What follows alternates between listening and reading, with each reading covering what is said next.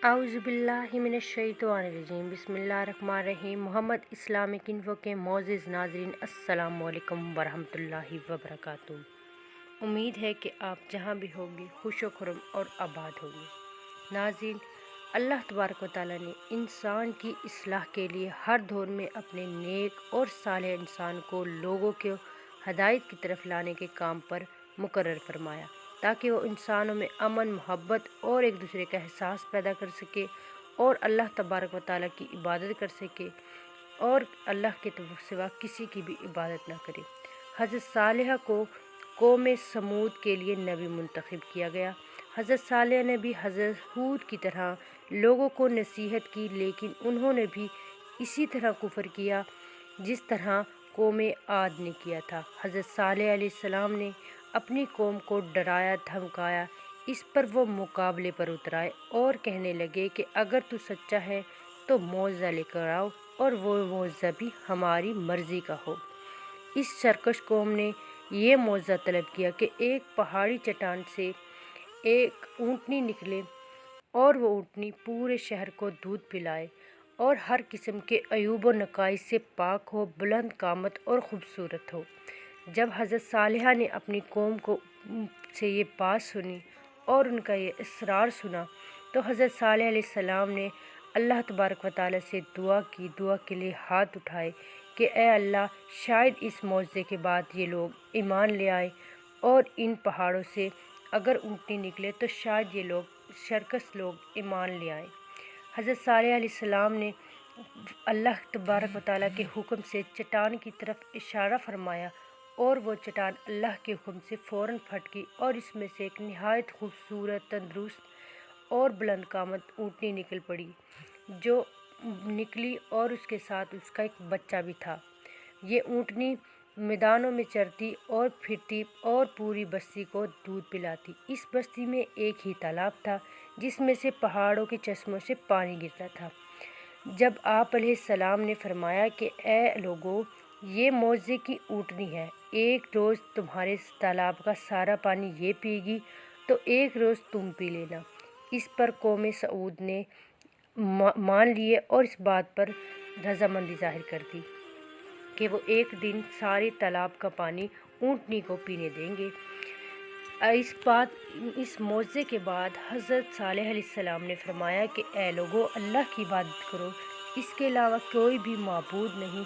बेशक तुम्हारे पास तुम्हारे रब की रोशन दलील आई है, ये अल्लाह का नाता है, तुम्हारे लिए निशानी है। इसे छोड़ दो, मगर ये अल्लाह की ज़मीन में खाए और फिरे, इसे हाथ ना लगाना, यानी इसे नुकसान ना पहुँचाना।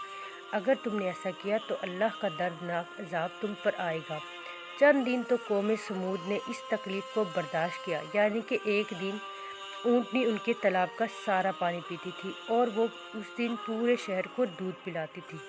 लेकिन अफसोस, शैतान ने इनको बहका दिया कि इस तालाब पर सिर्फ़ कौम समूद का हक़ है, और एक शख्स को लालच दिया कि शहर की सबसे खूबसूरत औरत के साथ तुम्हारी शादी कर दी जाएगी, बस तुम तो हमारा एक काम करो कि सालेह की ऊँटनी को कत्ल कर दो। इस शख्स का नाम कद्दार बिन सालिफ था, जो एक वहशी इंसान था। इसने 9 ग्रोह बनाए और कहा कि इस ऊँटनी को मैं मारूंगा। अल्लाह के नबी हज़रत सालेह अलैहिस्सलाम पूरी कौम को समझाते रहे कि अल्लाह से डरो, ये ऊँटनी अल्लाह की निशानी है, एक दूसरे का एहसास करो और अल्लाह की इबादत करो। लेकिन अफसोस, सब इनकी बातों को मजाक समझते रहे। बिलाखिर एक दिन कद्दार बिन सालिफ ने अल्लाह की निशानी इस ऊँटनी के चारों पाँव काट दिए और बड़ी ही बेरहमी से इसे कत्ल कर दिया। पूरा शहर तमाशा देखता रहा। पूरा शहर खुशियाँ मनाने लगा कि हमने सालेह की ऊँटनी को मार दिया, और कहने लगे कि ए सालेह, अगर तेरा अल्लाह सच्चा है तो सच में तो कह दे कि ए अल्लाह, हम पर अजाब लाए। अल्लाह के नबी हज़रत सालेह अलैहिस्सलाम ने फरमाया, 3 दिन में अल्लाह का अजाब आने वाला है, और जो पत्थरों के घरों में तुम बनाकर रहते हो वो तुम पर गिरेंगे और तुम इसी में फ़ना हो जाओगे।